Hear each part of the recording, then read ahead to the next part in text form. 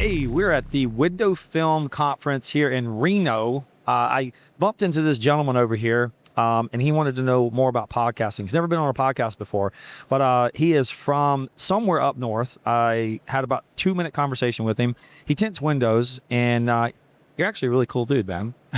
Thanks, Mike. I appreciate it, man. I've been following you for a minute, and like the things you're doing with some stoppers and what you do for the industry, it's definitely something to look up to. Well, I appreciate that, man. It's not about me, man. It's about you.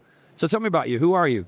I'm Eric. I own a small shop in Chicago, Illinois. We're located in the actual city. We're in the city of Chicago. Right on. We do window tint, paint protection, and ceramic coating. And is you and one other person or just you? I do most of the installs, and then my wife helps me as much as she can. She's a college professor, so she stays pretty busy, but helps as much as she can. You have a college professor wife? She's smart, man. She's a PhD. Did you punt out of your coverage? I did, man. I did, I love it. No, I hear that slogan all the time. A lot of men that are very successful have a really successful woman behind the scenes. And what got you into window tinting? So before I was in the window tint industry, I was actually welding. One of my friends, Danny, he still runs a shop down in Tennessee. I grew up in Tennessee. Yeah. Live in Chicago now. He actually bought a detail shop, started window tinting slowly. I used to weld. So when you weld, sometimes you work like, 3-4 months, you do long shifts, long hours. And then every now and then after that, you get laid off for a month or two. So you're just kind of laying at home, not doing anything. He would call me every day. Hey, bro, come help me. I'm not washing cars, I'm making welding money. Right. No need for that. One day he was calling me all day, bro, come help me. So I decided to go out there. He had started a window tinting from YouTube, like a lot of people do, and he started showing me how to do it. And thankfully I've always been real good with hand skills, a welding background. I've done carpentry, I've done masonry, I've done a lot of crazy stuff. How old are you? I'm 34. 30.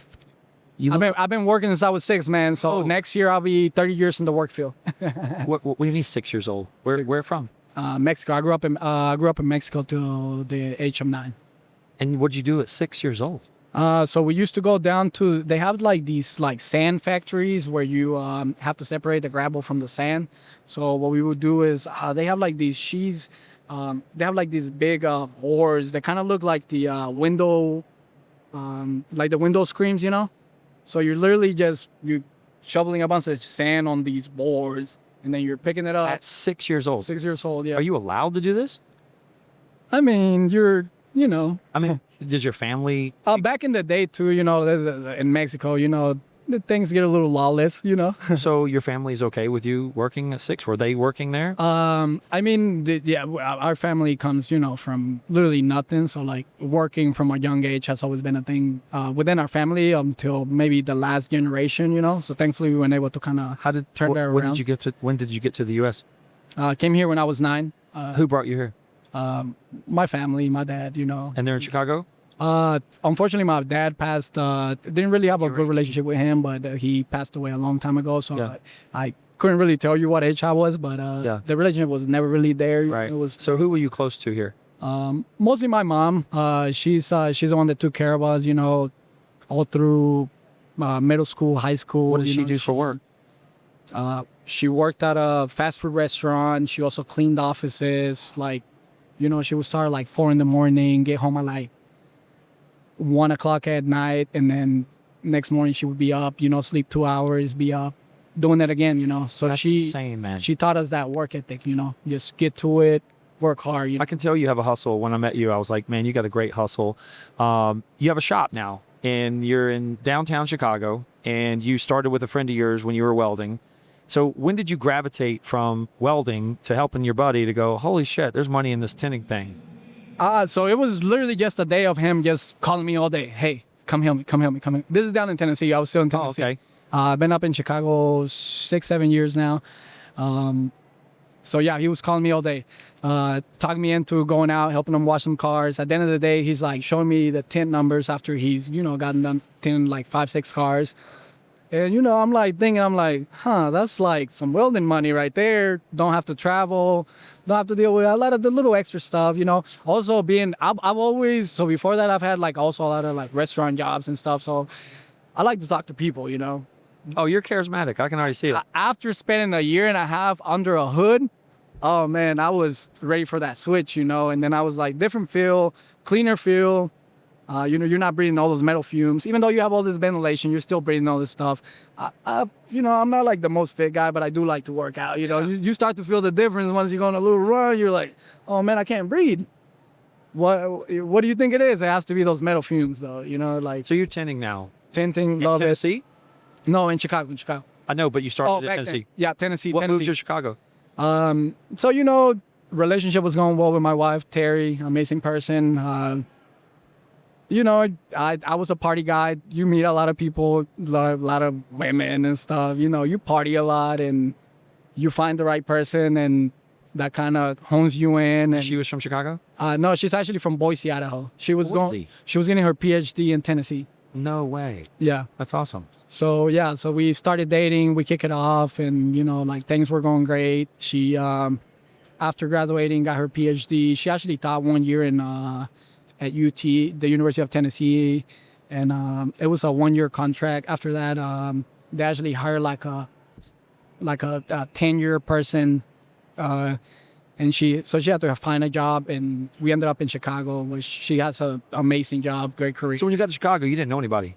And it's still I have a little bit of a network, but yeah, I still don't know many people. You know, I was working a lot when I first moved up there. I was working at a shop in the South. You know, we're turning like we were turning like anywhere from like 20 to 25 cars a day. You know, working from 10 a.m. till sometimes midnight, 1 a.m. Where was this? This is like South Chicago. And you worked at a tent shop? Yeah. We're tinting in the hood.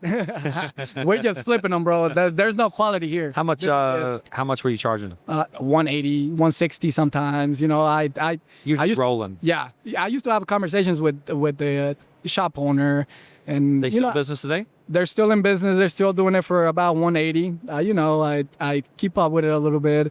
Yeah, I would always try to introduce the ceramic stuff, and you know, you always get a lot of pushback from that old school mentality, like, this snake oil. Yeah. Man, come on, like, it's technology, better technology. Like, come on, explore the new technology. Go back to the first iPhone versus now. Exactly, you know, like there's no comparison. Exactly. So you branched off from him and went and got it on your own? After that, I started doing a little bit of subcontract, and I was still doing a little bit of work for him. Then I started doing work for a little higher end shops. Things were going great. 2020 pandemic hit. You know, a lot of the higher end shops kind of closed down because, you know, they run a little more professional, so they kind of follow the actual law. So after that, you know, I took like a month break off because Chicago kind of shut down for like the first month. It was like a complete shutdown, you know. So like I was just kind of chilling at home, kicking it. It's probably the most I've ever like actually chilled and worked on myself, you know, like actually focused on like what am I doing here? Like I'm not doing shit with my actual life, you know, and excuse my language. So that was like a big, I think the pandemic for me was like a big like it helped me like change the way I like see things, you know. It's and I mean my whole life has been a little bit of a process, you know. Like I went to welding school that I paid for myself, you know. Like I have an associate's in business management, which is not like a big thing, you know, but That's a great thing, man. you know, like You've improved yourself. Don't put yourself down, man. You've done well. And like I pay for it myself, bro. You know, like I cash in Tennessee, so like I grew up undocumented actually, so like during that time, you know, I had to pay out of state tuition and stuff, and I paid it all out of pocket, you know. So it's That's very admirable, man. I mean, most people in the world want a handout, and you hustle, but your family had to hustle. You worked at 6 years old. You've got 30 years of working, and you're 32. I mean, 36, right? 34. I'll be 35 34, next year. 35. Well, I guess no, I'll be 35 next year, and yeah, I'll be. So what's the future look like to you? Like, what do you see yourself doing now? You got a little small shop, I have a small shop. and it's doing okay. It's getting some traction. It's getting a lot of traction. Thankfully, the last 6-7 months we've been killing it. Good. Right now what I'm really focused on is like building my whole processes and stuff, so I can just kind of pass it on to someone. Hoping that at the beginning of the year we can make our first hire. Are you doing residential, commercial stuff now, or just auto? Mostly auto. I do a little bit of a residential and stuff. Every once in a while they'll call you and say, "Hey, come." Yeah, but which is definitely a long-term goal to get into more residential, commercial, especially Chicago, downtown Chicago. You know, That was big time. Architectural. There's tons of projects, glass everywhere. Yeah, I mean, as the, you know, like one of the things they tell you to, like when you come to Chicago, is to take the architectural boat ride. You know, Yes. they take you around the whole city. Yeah, absolutely. So the thing is, you're going to get a shop going. What do you do for marketing right now? So right now we're mostly doing just we're not doing any like Google ads or anything. It's mostly what's the word I'm looking for? Social media? Yeah, social media, but also more organic. Okay. More organic. You know, we don't do any like we don't spend any money on ads or anything like that. So we've been doing a lot of organic growth through social media. We literally post any social media you can think of, from like LinkedIn to Facebook, Right. Instagram. You know, Right. all the And it's working? is like I said, the last 6-7 months we've been killing it. The first like three and a half years were a little rough, you know, trying to build the relationships. But thankfully, slowly we've been building the relationships. We have amazing clients. What film are you using? 3M. We use 3Ms for most of our products. Wow. I don't really hear 3M's name that much. I'm all over the world, and you're like the first 3M shop I've met. Really, it's So- a good company. I No, truly believe in their product. they're their a great science. company. It's just the thing is, in the automotive space, there's so many other companies that have kind of taken the market share. Yeah, For the architectural space, they still dominate, you know, the bigger jobs and things like this. They're But there's, but yeah, I mean, I have nothing but great relationships, great respect for those guys. They're an amazing company, but there's just the boots on the ground. You don't see as many 3M reps out there in the field. You don't see them tinting. You don't see them in the back of the shops. It's like they're just kind of too corporate for me. Yeah. So I just see a lot of other companies on social media. I don't see a lot out of them social media wise. So that's why I say I don't know that many 3M shops. I just don't, because the ones that, you know, I'm just going to mention some names. You got Autobahn, you've got Lumar, you've got Suntech, you got Expel. There's so many different companies out there, but they're always so present in social media. I don't see any of the social media presence for shops on 3M. That's just where I see. Yeah, and I think that's something that like they kind of see that and recognize that, and they're definitely trying to change it. But you think, you know, to me, I used to sell against 3M years ago because it was a good 3M rep years ago in Charlotte I used to compete with. And I go, every time I walk in the house, he goes, yeah, the 3M guys. I said, man, they make great Band-Aids and Post-it notes. I said, man, I use 3M stuff at CVS all the time. Yeah. I said, but window film? I don't know. I don't know much about their window film. So that was my selling against them, right? Against them, yeah. I'd be like, oh, yeah, you know, I love their Band-Aids. They're great. Yeah, no, and I mean, they have great products, like any adhesive backing, you know. I know. Anything from Band-Aids to I don't know how window many, tint. I'm going to exaggerate here. They make 3,000 products. Yeah, Right, you know, so- you're never more than 50 feet away From something made by from a 3M But product. there's a patent. See, they are a really big patent company. So, Yeah. you know, when other people use their technology, they get royalties of payment, and other people use their products. You don't know their products are being used on so many different things. That's true. Yeah, they have a lot. Yeah. Yeah, so they're just licensing other people to say, hey, no, you can sell that shit, but that's ours. And we get a little cut. Yeah, exactly. Bring it back. I guess a sprinkle on all that. Yeah. Oh, that's great, man. I really appreciate meeting you, coming to the show. And I look forward to doing business with you maybe one Yeah, day. like I know I was picking on you a little bit yesterday. Nah, So your so- name of your business is Skinztek, right? Yeah. Now I love the feedback. You know, like that's one thing that for me, like, you can give me some feedback, and I'm not gonna take it in a negative Man, way. You know? I was being like, I call it locker room. I was giving you some locker room hazing a little bit, and you had a smile on your face, man. So I'm very careful on who I can haze, I guess you can say, because if the guy's taking it personal, then I'll shut up real quick and I'll be like, oh man, nah. Yeah. So if you take it personal, then I'll back off, right? Because I don't mean any harm. But if you're laughing and you're joking, you're smiling and you're looking at me going, oh, I never thought, like, then it's kind of like, oh, the light bulb came on. And, you know, I just want to help people, man. At the end of the day, if I can make one suggestion and it helps you and you call me back a year later, go, bro, I did exactly what you said. And you like, great, awesome. Yeah, and definitely. I mean, yesterday when you were running when you were doing that for me, like talking about like my brand and stuff, like I some of the stuff.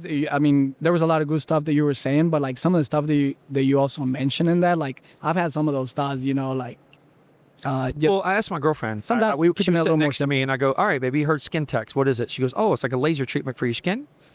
So she goes, "Oh, it's a laser treatment for your skin."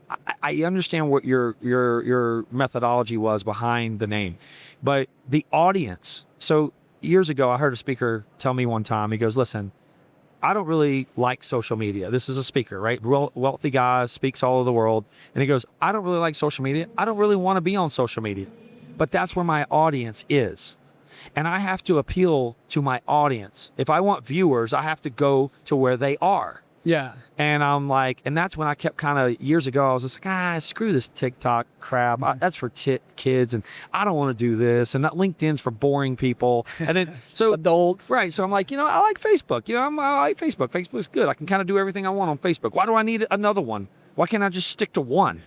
And then I realized later, I'm like, oh, shoot, I should have 3 or 4 years ago started doing all this stuff. So now I'm kicking myself in the ass for not doing it 3 or 4 years ago. And now I'm paying the price because other guys beat me to the punch. They got on to TikTok before me. They got on to this before me. And I'm like, damn it. So I'm just going to go around and go, nope, YouTube and Google. And here's the thing, and the philosophy is 90% of America makes buying decisions off Google. Yeah. So Google owns YouTube. So YouTube's being pushed to use shorts to compete against TikTok and Instagram. So now Google is now where a lot of people go to watch their content. They go to watch TV, they go to watch stuff. So Google's what I consider more of your mainstream, like if you were to go back and watch TV channels, ABC, NBC, CBS, those are like your news channels, right? Yeah. So I go to Google for like, that's my news channel. Then I want to go to like the foreign stations, like the foreign countries and watch like the cartoons. Yeah. That's TikTok to me. So like I'm sitting there going, I'm going to watch some TikTok. I'm going to another country and I'm going to watch like Japanese, fighting movies. And I used to watch when I was a kid, the little Hong Kong theater stuff. Oh, yeah. Where they would go, and you would go, yeah. Boom. And then the guy would fly over. I loved watching that stuff. Yeah. I'd be a kid. I'd be like, oh, and he would like backflip over another guy, and then he would hit you, and then it would be like, bang, and the sound effects would be like, the sound effects would be like delayed 3 seconds. Yeah. And it was like the funniest stuff because I was laughing. I'm like, this is crazy. But that's what I think of TikTok. In my mind, at 52 years old, I'm like, these people are stupid. I cannot watch stupid stuff all day long. But you know what? That's where the audience is. That's what they're watching. So you've got to create content to be there. Yeah. And I'm like, no, I'm not doing that. And I'm like, now I have to do that. Yeah. It's crazy. Yeah, crazy nowadays. You just have to create content, be on camera. But you're running a business. You're answering the phone. You're tinting the cars. You're ordering film. You're creating content. You're paying bills. You're being a husband. It's a lot to manage.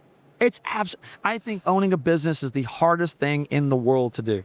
It is, and I mean that's why you see a very high like failure rate, within businesses. Like a lot of people go out of business, and I've had my business opportunities. I actually was I invested in a restaurant back in the day, when I was welding, and we ended up losing all that money, which is you kind of learn from those mistakes, and it's like, what can I do better for the next one, And, right.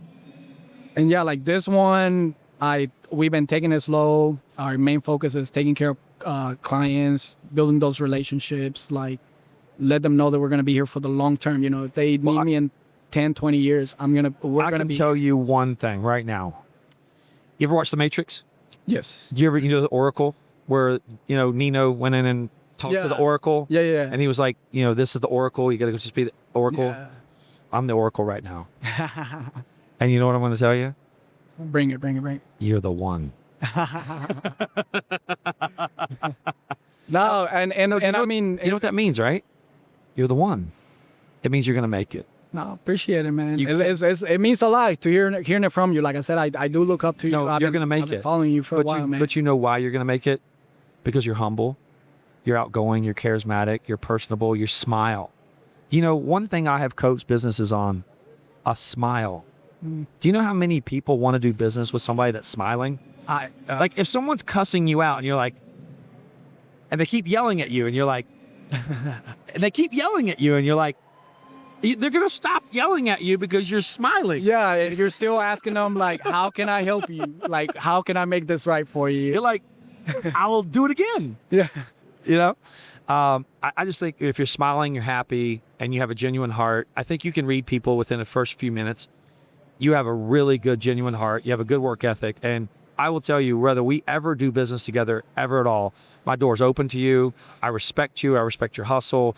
And I think very, very good things are going to come for you, because one of the things you said that are very brilliant, you started small, you started simple, and you're gradually getting better. The younger generation, and you're not technically young, 20 to 30 to me is young, right?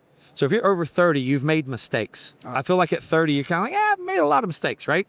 At 20, you're like, I know everything. I'm 22. What are you talking about? Yeah. So in your 20s to 30s, you're going to make the mistakes. From 30 to 40, you're going to correct the mistakes.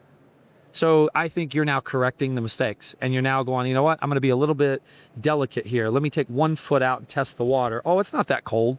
And then you start moving forward, moving forward. You want slow growth. It's too much rapid growth is too, it's not sustainable, right? So the failure rate's very high. And we talked about this in my seminar yesterday. Egos are the number one reason businesses fail. Yeah. Ego.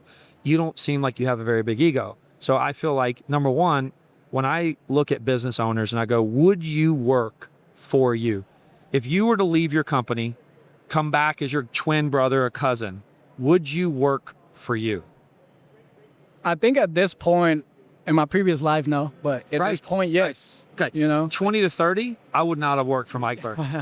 But from 40 to 50, I would like, hell yeah, I would work for Mike Burke. Yeah. Okay. So if you're a business owner, look in the mirror and go, would you work for you?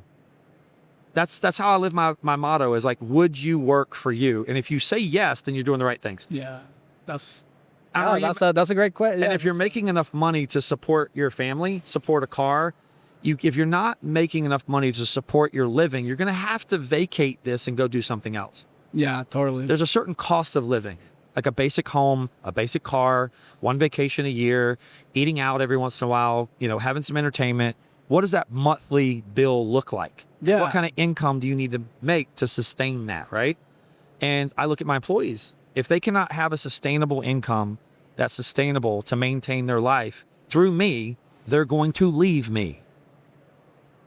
And yeah, that totally makes sense. I mean, a lot of the stuff that you talked about in that seminar yesterday, like help them keep growing and stuff as people. Invest in them. Yeah, just all around, not just. And if you have an employee that leaves you and goes and does something on their own, then they did not see any more value out of the relationship to get to where they wanted to go because you didn't pay attention to their goals and their needs. Yeah. I've lost employees, and I kick myself in the ass. I lost one not too long ago, and I'm sitting there going, I should have just sat down and talked to this dude. I kicked myself in the ass. It's my fault. He left. It's my fault.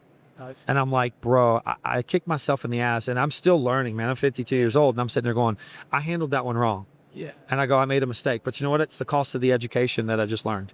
So you just said you got an associate's degree. It costs money, right? Yeah. So this relationship I had, it was a really good relationship. It was a very good partnership. He wanted something. I didn't take it very seriously at the time because I had so much going on, and I had too many distractions, and I was renovating a store, and I just had my life was in a chaotic moment. But it was very important to him. But I didn't give him, I gave him a little bit of time, but I didn't give him 100% of my attention. And it was my fault. And I look back and I go, I made a mistake. I've learned from it. It was the cost of my mistake. I'm not going to make that mistake on a valued relationship again. So if I value the relationship, I'm going to stop what I'm doing and I'm going to make time for that relationship. Yeah. I'm like, you know what? Nothing's more important. I'm going to make time for you. Yeah. And that was my fault. But I learned from it, and it was a costly mistake. And I'm not going to make the same mistake again. Yeah, I mean, like you said, and you even said on your seminar, you got to learn from those mistakes. You got to overcome them and keep growing from there, Yep. So, no, I'm really proud of you. It's nice to meet you. Thanks for coming on the podcast. Hey, Mike, thank you so much. Like I said, man, I really look up to you, man.